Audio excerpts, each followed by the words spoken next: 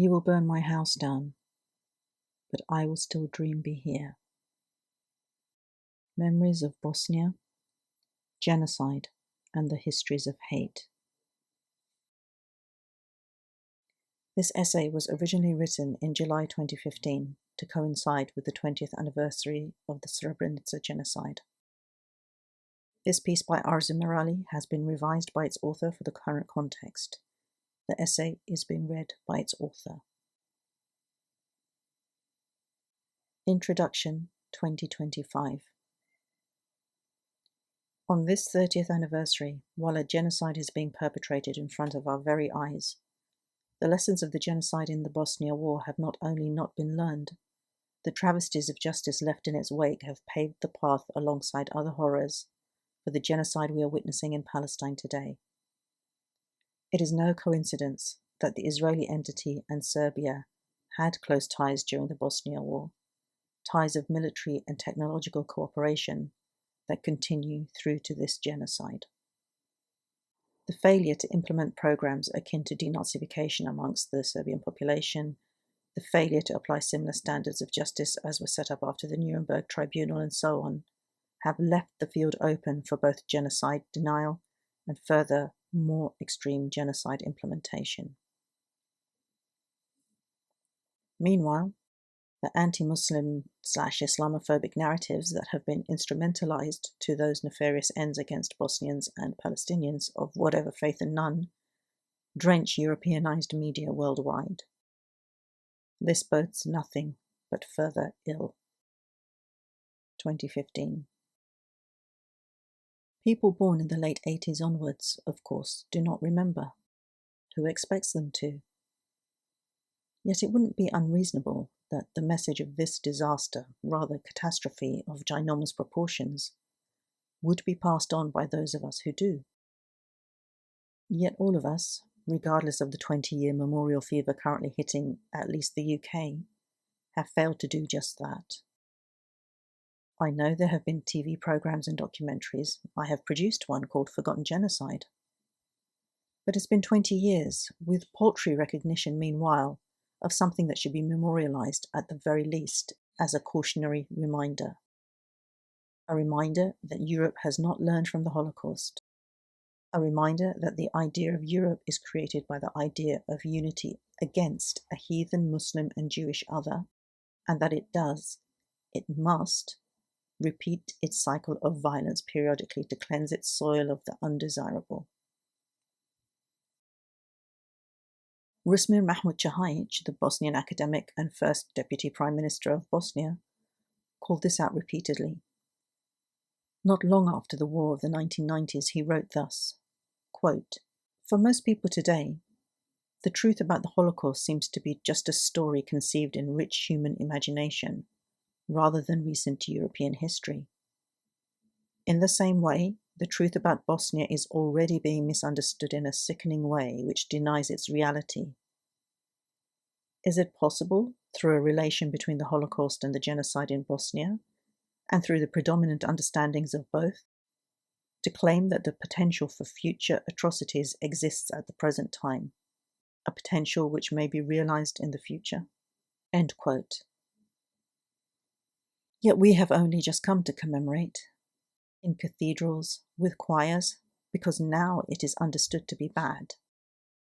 Bad enough to cry and imagine and retell, without context in that recent European history that repeats.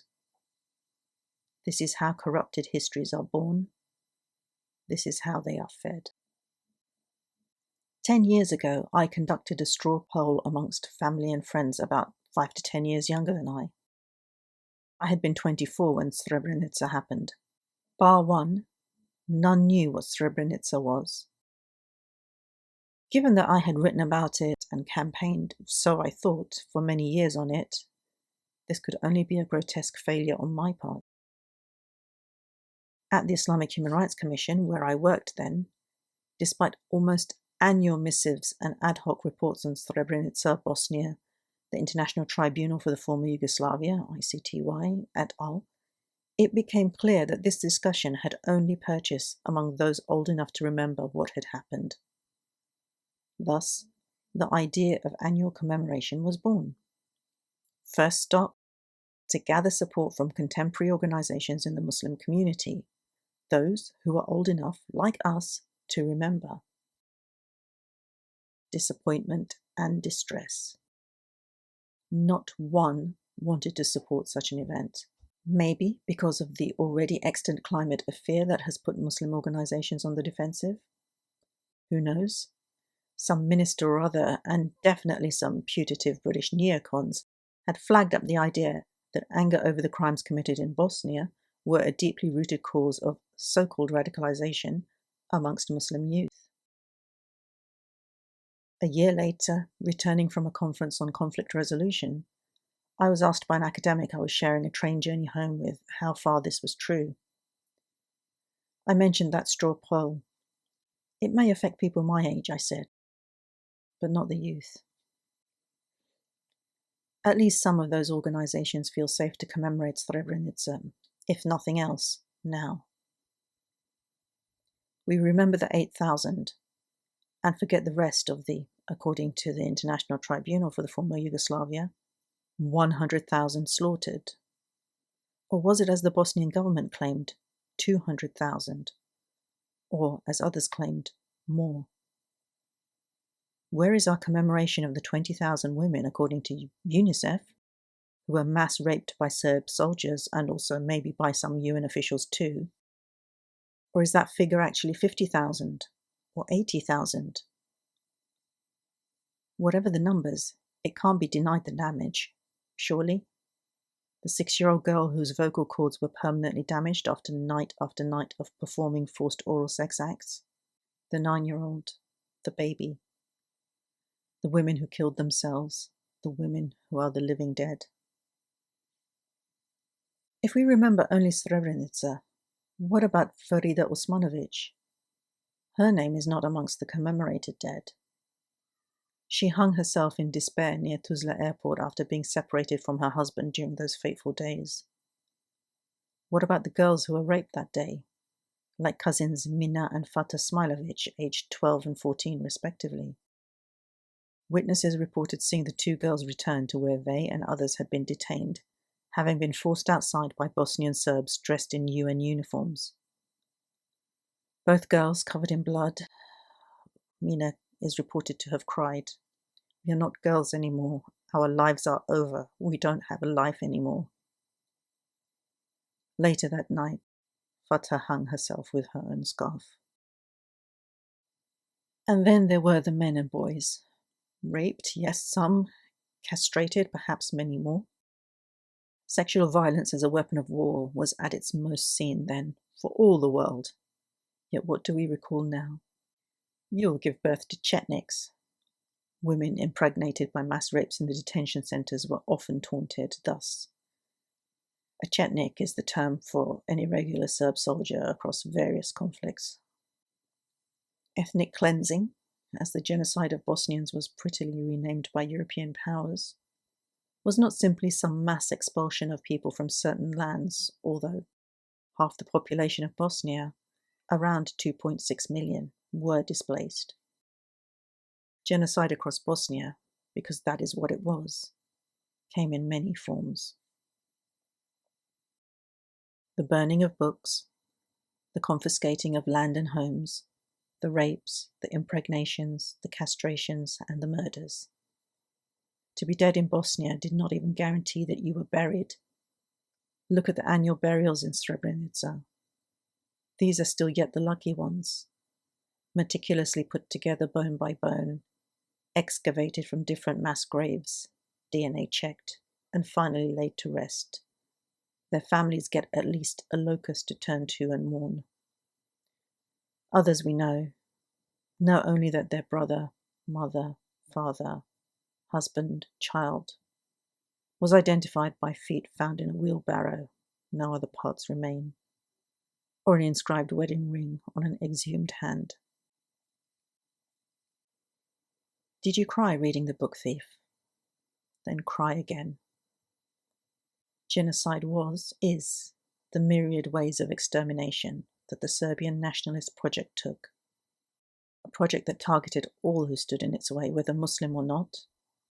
Do you remember Admira Ismic and Boško Birkic, the Romeo and Juliet of Sarajevo, shot dead on Vrbanja Bridge as they tried to escape? Genocide was the setting aflame of Bosnia's National and University Library in Sarajevo, and the immolation of 90% of its 1.5 million catalogue. On the fateful night in August 1992, when Serb sniper fire set the building ablaze, a human chain of librarians and citizens tried to save as many books as possible. Remember, please, Ida Butrovic, shot dead by a sniper for doing just that.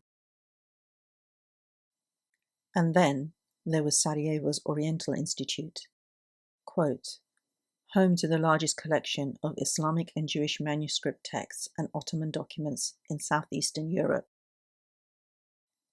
It was shelled with phosphorus grenades and burned. Losses included 5,263 bound manuscripts in Arabic, Persian, Hebrew, and Alyamiado, that's Bosnian Slavic written in Arabic script. Also, 7,000 Ottoman documents, primary source material for 5 centuries of Bosnia's history, a collection of 19th century cadastral registers, and 200,000 other documents of the Ottoman era, including microfilm copies of originals in private hands or obtained on exchange from foreign institutions. The Institute's collection of printed books, the most comprehensive library on its subject in the region, was also destroyed, as was its catalogue and all work in progress. And then there was Bosnia's National Museum. Its director, Dr. Rizo Sijari, was killed by a grenade blast on 10th December 1993 while trying to arrange for plastic sheeting from UN relief agencies to cover some of the holes in the building created by Serbian shelling and sniper fire. And then there was Mostar. History repeats. No, Europe repeats. It is the Holocaust again, and it is the conquest of Granada in 1492 and the destruction of the Americas that same year. It is the erasure of identity so crucial to the transatlantic Holocaust that it is still lived today in the naming of descendants, in the defeated economies of post-colonial states, in the endless compensation of enslavers, and the failure to pay reparations to the enslaved. It is more than just the hatred of the other, writ large in every history book the victor writes. Europe, in its many guises, can only do this because it defines itself by what it is not. Do we realize yet that in our aspiration to be a part thereof, we too become this Europe? Burning books and burning bodies. Sounds familiar? A lone Bosnian looks at the camera and speaks on behalf of Daesh, addressing, supposedly, his Bosnian brethren. His misguided face runs alongside the 20-year commemoration news pieces on Srebrenica. The implication? Some conveyor belt from Muslim loss in the 1990s and the atrocities committed by Daesh today. Muslims must not be allowed to remember then, because what happens is this. Except that the lone Bosnian Daesh is too young to know firsthand what happened. His historiography, in its all too familiar nationalist perversions, is neither vengeance nor justice for Bosnia, but the Serbian nationalist project under another name. The bloody atrocities of Daesh all too readily highlighted the evidence of its methodological symmetry.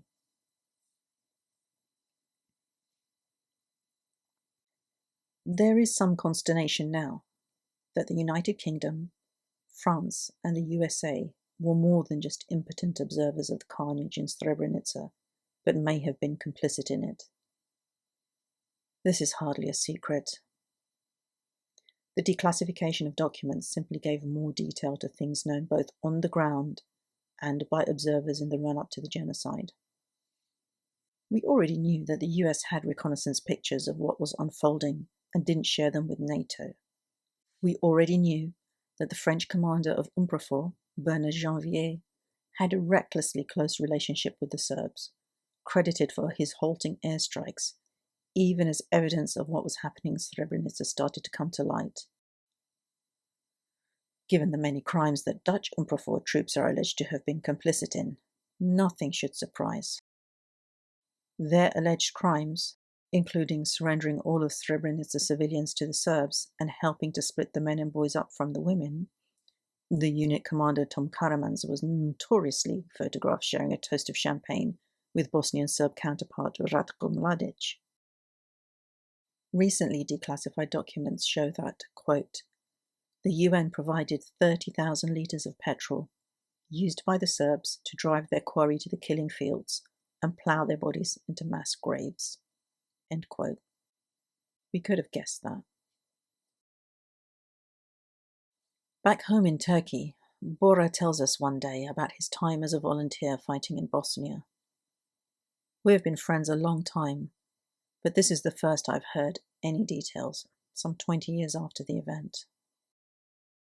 One of his memories is of finding Hezbollah soldiers in distress after Fajr prayers one day, as they found out about an Israeli onslaught taking place back home. The same war on two different fronts. He remembers the Iranians who helped build the tunnel that broke the siege of Sarajevo and paid with their blood, like their Malaysian and Pakistani comrades too. There were, of course, so many others, but these nations contributed perhaps the most after the Bosnians themselves. And then, of course, there was the rolling in of the Saudi aid, once most of the fighting was done. Armed with food convoys and the most pathetic excuses for da'wah, they leafleted the locals to educate them about the heathen nature of those who had come to fight with and for them. Bora recalls telling one in exasperation, "Yes, you're right, I agree. They're all kafir, they are not Muslims," before continuing. But know this, that kafir became shaheed, here and here and here and here, to liberate this land. Please, you continue your da'wah. When, after 9/11, we all became too scared to speak of the heroes of Bosnia, we allowed that da'wah to become the alternative narrative of the war. We are taught then only two histories. Either we remember only the civilian Bosnian men and boys killed in Srebrenica, not the men and women who fought and were martyred, or we are taught that we must avenge in the way our oppressors tortured, desecrated, raped, and humiliated us. Both are Europe, and neither are Islam. We, those of us who do remember, whether Muslim, Christian, Jewish or British, Indian, Bosnian, whoever, fail our children again and again by allowing only these worldviews to exist in their minds. By all means, remember and respect Srebrenica's dead in Westminster Abbey, the Vatican, and wherever else will acknowledge their names. But understand that this is neither enough nor good enough, because Europe and its minions repeat in Iraq, Afghanistan, Libya, Syria, in DRC, Pakistan, and well beyond. And in 2025, as I revise this, in Palestine, in the unfolding potential for a further Holocaust Rusmir Mahmudjahaj warned us about. Not to understand that not only fails to respect the dead, it has turned that potential for future atrocities into bloody, brutal reality. Arzu Merali is a writer and researcher based in London, UK. She was one of the co-founders of Islamic Human Rights Commission.